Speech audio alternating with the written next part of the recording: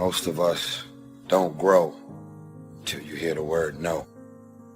What is your bottom line? If you don't have a bottom line, it's expected of that man or that woman to continue to cross the line.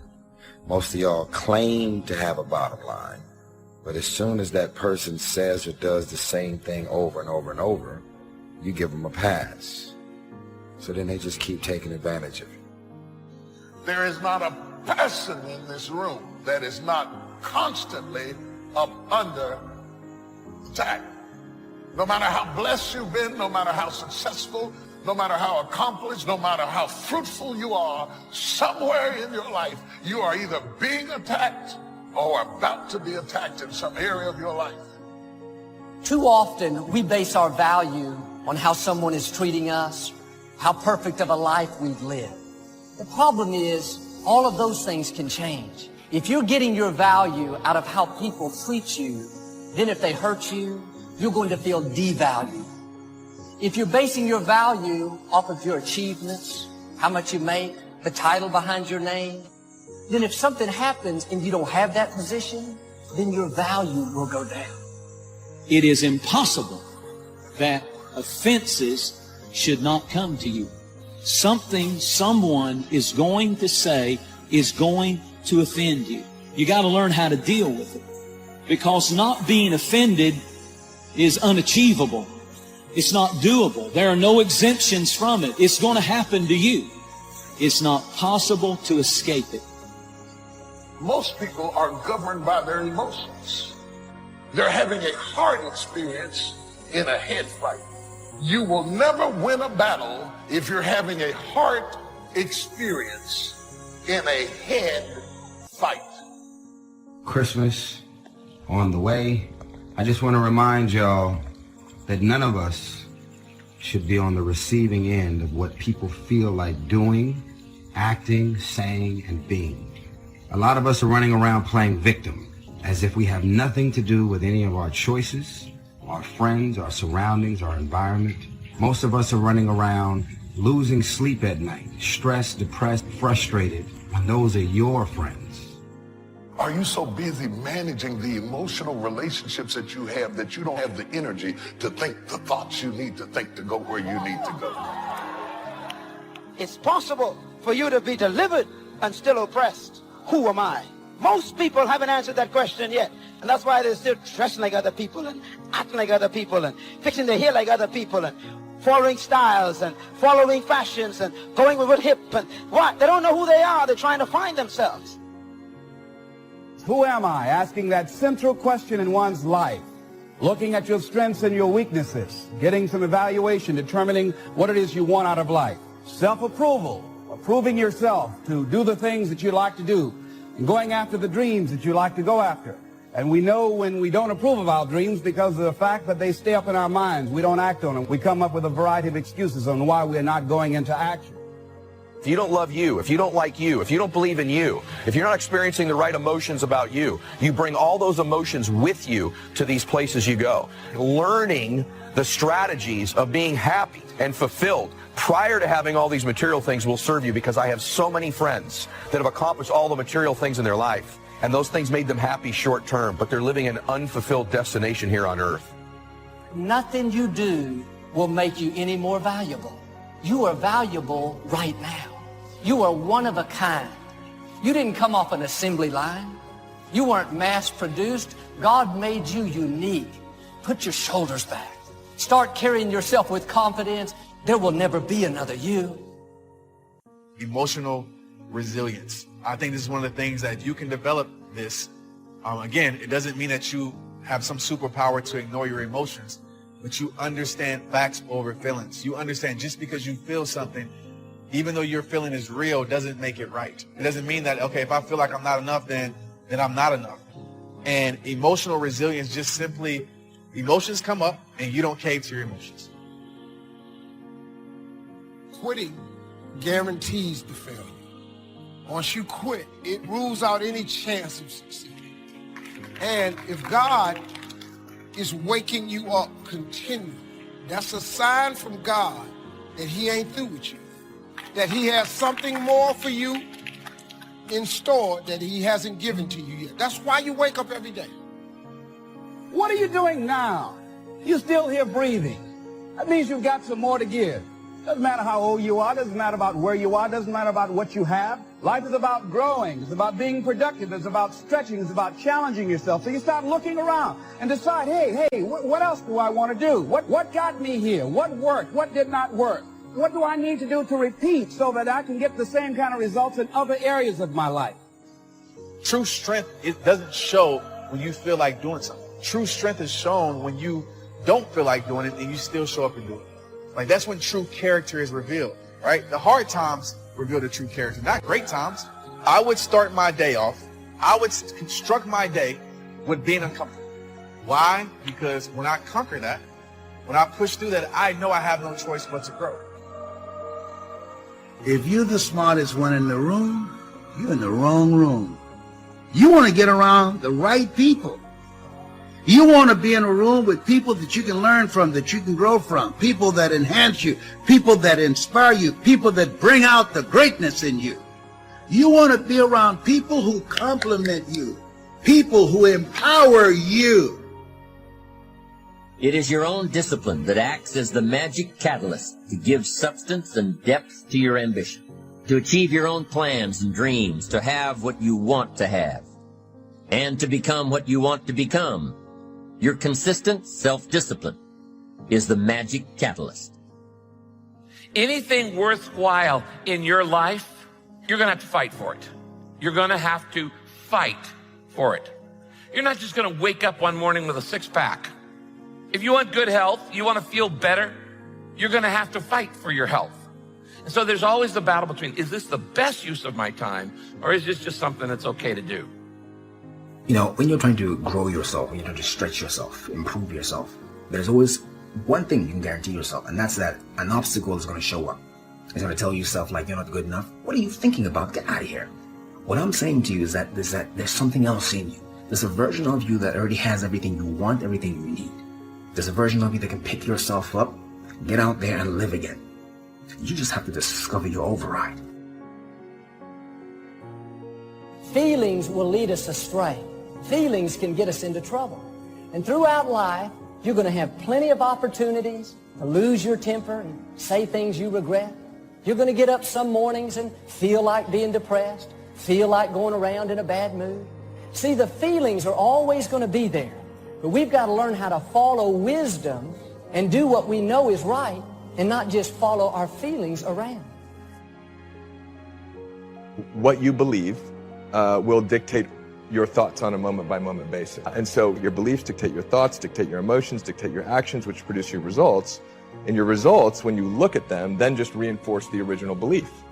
And so we're caught in that construct, right? But the linchpin is the belief system. So many people give up and quit because they have a dream planted by God in their heart, but then comes the nightmare. And unless you can endure hell's nightmare, you'll never experience heaven's dream for your life. Don't wait for things to deteriorate so drastically that someone else must impose discipline into your life. How could you possibly explain the fact that someone else thought more of you than you thought of yourself, when you would have been content to let success go to someone else who cared more about themselves? Your life, my life, the life of each one of us is going to serve as either a warning or an example. But the problem today is too many people are not willing to pay the price to walk in victory. They don't want to suffer. They just want to take the easy way out. The easiest thing to do is to just let our flesh have its way. But friends, there is no such thing as fast food maturity. If you want to grow up, it's going to take some hard work.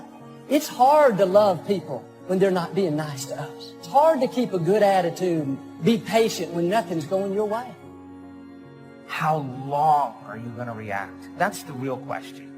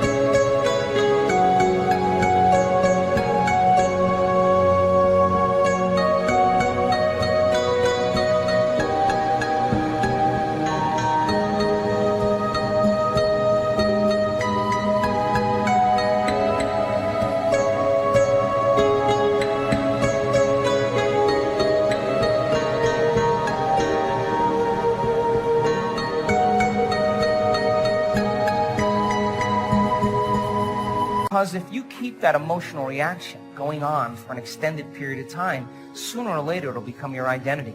And then people say, why are you so bitter? Why are you so frustrated? Why are you suffering so much? And your brain, in that emotion, you're in the emotion. And you're going to say, I'm this way because of that past experience. When you can see that every link in the chain will eventually lead you to the things you want most out of life, then you won't grow discouraged or fearful or impatient with today. When you can see where you're going through visual chain thinking, even on the toughest days, you'll keep building your ambition by knowing where you're going. Part of this visual chain thinking is built when you decide on your direction. When you can see where you're going to end up before you get there. On the outside, people don't look broken. You don't see bruises and you don't see scratches. People don't walk around in a big cast, and so you can't tell with the naked eye. The problem is that there's a malfunction on the inside. They can't interpret the blessings of God. They can't receive compliments. They can't receive joy from friends. The second part is, it's like you try to cry out for help, but every time you try to speak up, you can't make a connection. Attitude. It is our attitude toward life which will determine life's attitude toward us. We shape our own lives, and the shapes of them will be determined by our attitudes. If we take the attitude that we cannot do something, we generally will not do it. An attitude of failure, and we're whipped before we start. That what we receive from life, what we accomplish or fail to accomplish, is due in large measure to our overall attitude. You don't have to settle for the life that you now have. There is more. But in order to have more, you got to be hungry because things are stacked against you. It's the reason that only 1% control the wealth of the world. But there are few people that break through. You know why? You're like me. You got to be hungry. There's two sides of pain. There's one side of pain that's the suffering and the discomfort side of pain. But then there's another side of pain that's called effort. It's called glory. And if you never tap into it, it's because the first time you felt that you backed off. The first time you felt, that burn. The first time you felt that it's too much. And we rationalize with ourselves to where we automatically stop. That's why a bunch of us give up so much in life so quickly. But suppose I told you the greatest pain of my life is the reason I'm standing here today. See, sometimes we think the pain is what controls us. It's actually our subconscious mind. That if we ever tapped into that, that's what dictates most of our lives. And literally what I've learned in these moments is that I have to stop listening to myself and I have to start talking to myself. I'm like, Rich, you're great. I'm like, look in the mirror like, you can do this. Rich, you can handle this. Rich, this is not a big deal. Rich, this is gonna pass. You're amazing. Rich.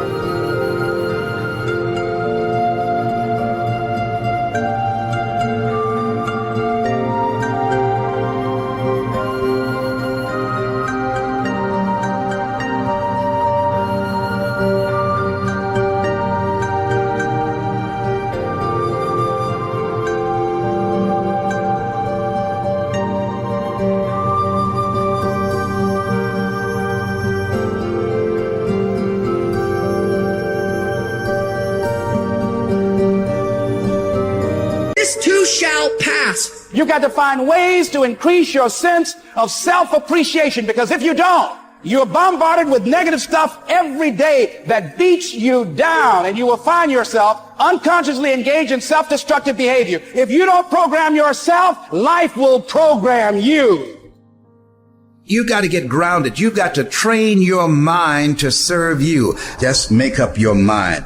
This is not going to control you. You have got to make a declaration. This is what you stand for. You're standing up for your dreams. You're standing up for peace of mind. You're standing up for health. You want it. And you're going to go all out to have it. It's not going to be easy. when you want to change. It's not easy. If it were in fact easy, everybody would do it. But if you're serious, you'll go all out and say, in spite of this, I'm in control here. I'm going to turn this situation around. I'm not going to sit back and moan and cry over what happened and what went wrong and who did what. I'm going to do something about this situation. When God gives you a dream, the dream will always be tested. The pressure in your life right now has a purpose. It's not crushing you. It's pushing what's on the inside of you out. It shows you who you are. It's a dog fight. It hadn't been easy. It's a dog fight. The road hadn't been success. Like it's just a paved road and like E.T. go this way. It's been rough. It's been crooked. It's been hard. But I've made up in my mind that I will get a reward for the pain that I go through. I will not stop in the middle of the process. I will not be defeated. I will not be destroyed. I will take everything that happens in my life and I will allow the pain to push me to greatness. You will not break me. You will not stop me. You will not defeat me. The only way I lose is if I quit. It's going to be a dog fight. I choose to fight back. Life is rough. You can allow it to destroy you, or you can allow it to build you up. Draw the line, ladies and gentlemen, and just say enough is enough. Get out of that narrow-mindedness. Get out of that defeated mentality.